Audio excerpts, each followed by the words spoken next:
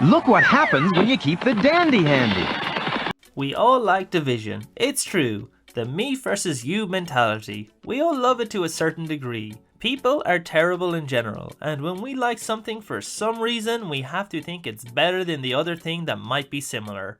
Coke or Pepsi, the Beatles or the Rolling Stones, Sega or Nintendo, WCW or WWF. And don't get me started on politics and religion, but one thing has divided people more than anything else in history. The Beano or the Dandy. I'm only messing. Nobody likes the stupid Dandy. It's Beano time, baby. Pew, pew, pew, pew, pew. I'm a Beano kid, so from the age of 8, I would see the Dandy and I would think, no thank you. I got my man.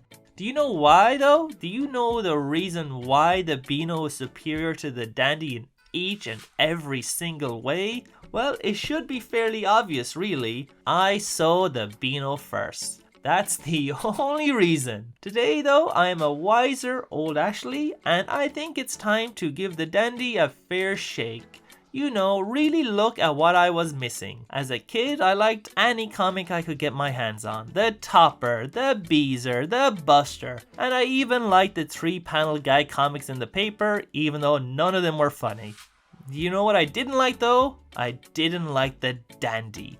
Even its bits and classics from the comics, I was all like, bleh, no thank you.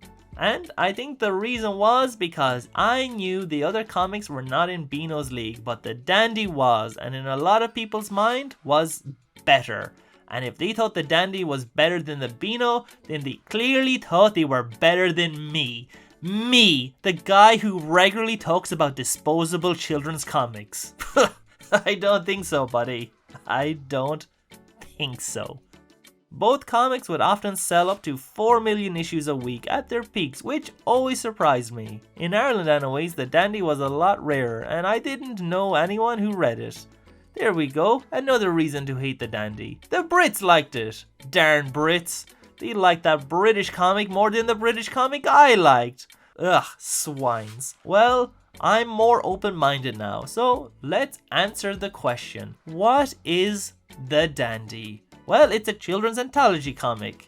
But I have a bit more time, so I'm going to delve a little more into its history, and then we're going to read a classic Dandy from the 90s. So strap in folks, it's gonna be a wild one. The Dandy was created like all great British comics in the magical land of Dundee. First published by DC Thomson on December 4th, 1937. It played a significant role in the history of British comics and became one of the most popular and enduring titles in the industry. Despite the perceived and often real rivalry it had with the Beano, the comics were both owned by the same company, and this led to many crossovers. The Dandy did happen to arrive about 8 months earlier though, so it always has that above the upstart Beano. Off the bat, I would have to grudgingly concede that the first issue looks a lot better than the Beano.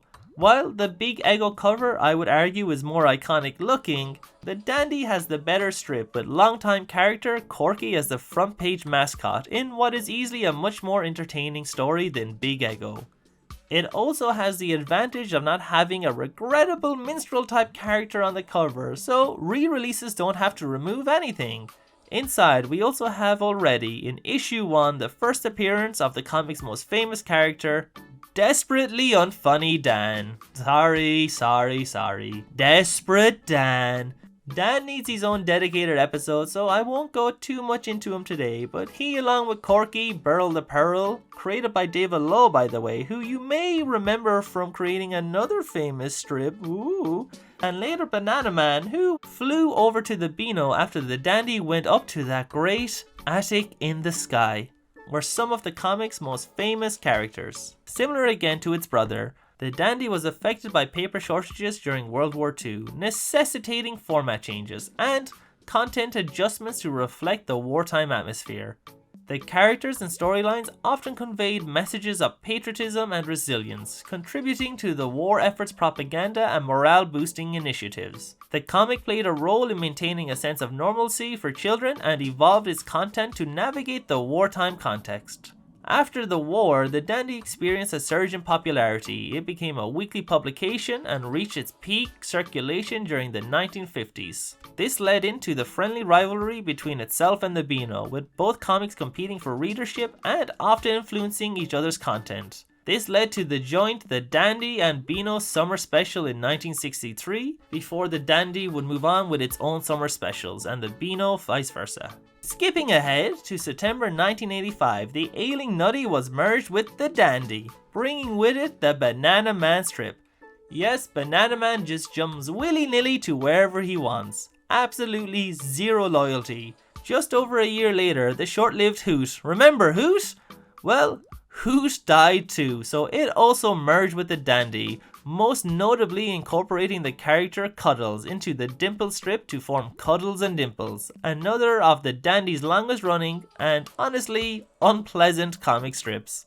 Things went well for a while in the 90s, with the Dandy knocking it out of the park issue to issue, but as it enjoyed its success, it wasn't paying attention to the two greatest comic killers of all time, the internet and video games. At first, all seemed fine. You could still read your comics in the car and out and about, but once our phones had the internet, things were no longer fine nor dandy. One by one, all the great British comics died until only two remained. The Dandy tried its best to adapt with terrible ideas like Dandy Xtreme becoming more magazine-like and featuring celebrities rather than classic characters on the cover. They tried cool new anime manga inspired characters like Jack that just fell flat. The Dandy soon returned to its old format, dropping Extreme from the title in 2010, but by then it was too late. The last print edition of the Dandy, a 100-page edition featuring a countdown of the comic's top 75 characters, was published on the 4th of December 2012. It also came with a reprint of the first ever issue of the Dandy. Both will be future episodes at some stage, so stay tuned, Dandy fans. As for the Dandy itself, it tried to hang in there for a while longer as an online comic, but unfortunately by June 2013, that ended, bringing the at the time longest running comic to an end. It's not all doom and gloom, however, as the Dandy lives on to this very day in yearly annuals and occasional summer specials. So, what was the biggest mistake the Dandy made? Well, other than replacing Desperate Dan with Cuddles and Dimples as the cover stars in 1999, I don't think they made any real major misstep. Sure, Dandy Xtreme was terrible, but they had to try something as the comic was dying, and trying to be a bit more bombastic to get little kids' attention and having anime-esque characters like Jack weren't the worst ideas in the world to appeal to kids at the time. But times were changing, unfortunately, and Dandy's demise sadly was unavoidable. Kids have phones, internets and games. It's impossible to compete. We hear a lot of people complain about modern Beano, and yeah, I've complained here and there about it too, sure, but it's still here, still alive and still kicking somehow, so despite what people may say, it has done something right, even if it is not what it once was. Well, I guess it's that time where I look at a Dandy comic. I chose one from 1997, the same year I began reading the Beano, so it will be a fair comparison. I chose issue 2897 and oh boy, what a treat. It has what at the time I would still say was an old-fashioned format of having a comic on the cover rather than a nice single illustration, but this comic pops mostly for one reason. Forget Superman vs. Spider-Man, forget Bugs vs. Mickey. We got desperate fucking Dan duking it out with Big Bad Big Ego as Korky just chills beside the logo. They don't say it is Big Ego, but come on, he's stealing some eggs of an ostrich? Who else would it be? Inside we see Dan up to more nonsense as his nephew Danny tells him where else he can find eggs. But unfortunately they are not to his liking.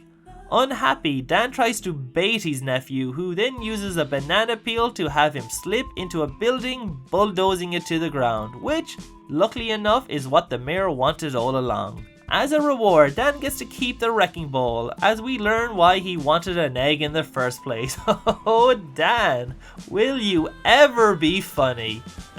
Sorry, old habits, this was fine. Solid 10 out of 10. Next we have a comic called Growing Payne, which isn't very good, but his mom is a double delightful woman. Basically, he pets a nice dog and when he leaves the dog barks, so he gets a little fright and jumps into his mom's amazing bosoms. Great ending, 10 out of 10. We get a cutout ad next, and I always hated these because it meant cutting out the comic on the next page. We wouldn't want to ruin our Centipede P comic now, would we? The best part of this comic is the border, which looks very nice. Apparently this is a classic cut, so maybe it's some kind of reprint, but it is certainly no classic, as it is about a centipede working to make money to buy an appropriate bike. 10 out of 10 will never read again. Hopefully the next one's better, and we're in luck because it's Molly, who reminds me of the brat from Willy Wonka and the Chocolate Factory. She demands a tree house despite having no tree.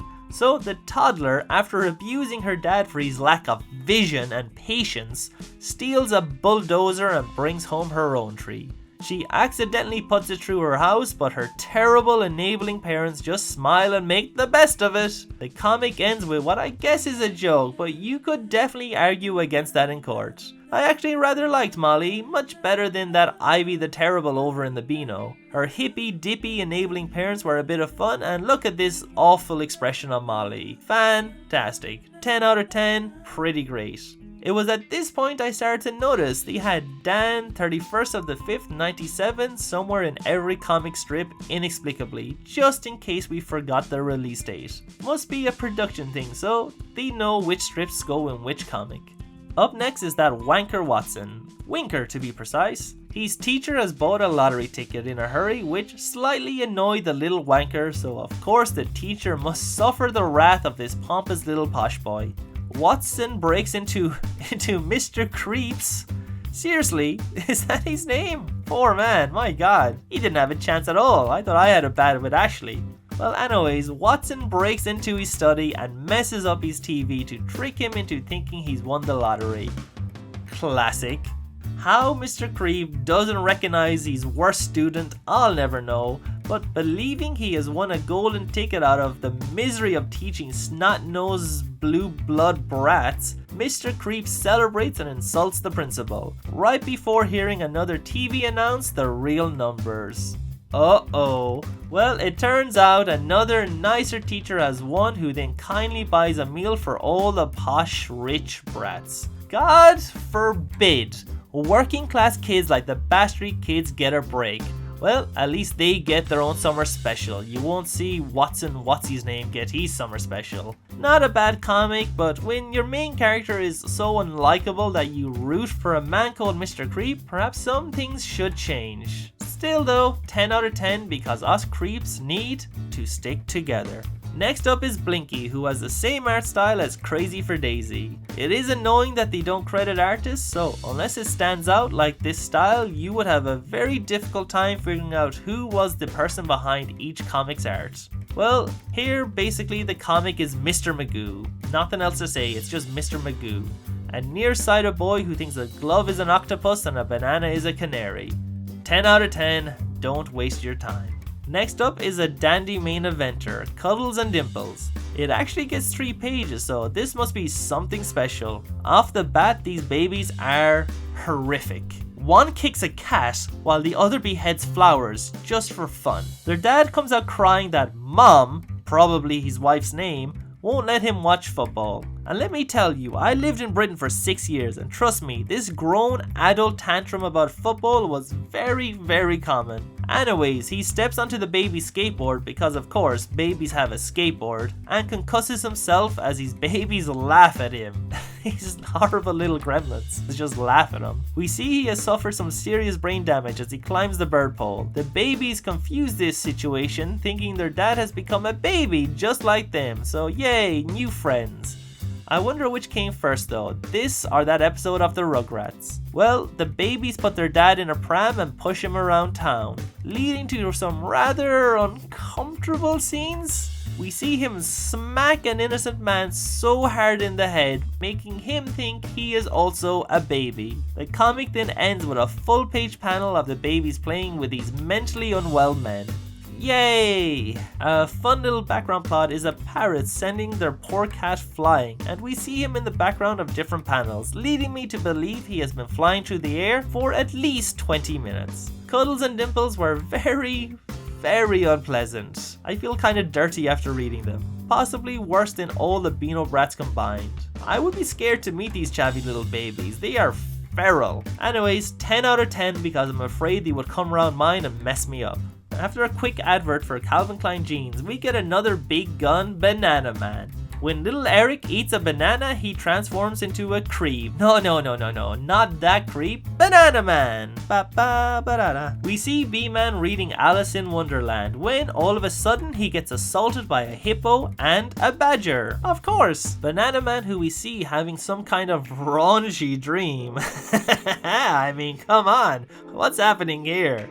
I think we all know. 10 out of 10 already. Well, Bananaman is woken up and it turns out whatever was happening in that dream has really been done by the cow, Buttercup. That was basically an Ali G in the house joke with only slightly more left to the imagination. Slightly. B-Man is then hit by a goose and rides into action to put a stop to the furries. Buttercup, the cow, calls in all her mates and they trample over the two creeps, revealing their true identities. B-Man thought they were real animal people, not the brightest superhero, but great eyesight. As they are taking away a bull, jealous of what his Buttercup did to Bananaman's banana, turns up and tries to give him the horn. A shockingly sexual comic. Next up we have Dodger Dennis, Smasher. He gets to fly his uncle's plane and ends up smashing it, but dodges death. See, Roger? That's how you do something. Anyways, terrible, but 10 out of 10 just for the ending pun. Beside it is an advert telling us to eat Milky Ways or eat dirt. Bit aggressive. That kid's mom will also be furious when she sees his clothes. Next up is Brain Duane, who has a very Calamity James looking art style. He also looks suspiciously like Harry Hill. The comic starts strong with everybody mocking this big-headed weirdo. Nobody likes anything that is different, and this freak is very different. Even his own mom roasts the creepy little mutant. Outraged, Duane creates a machine to turn himself into a hunk.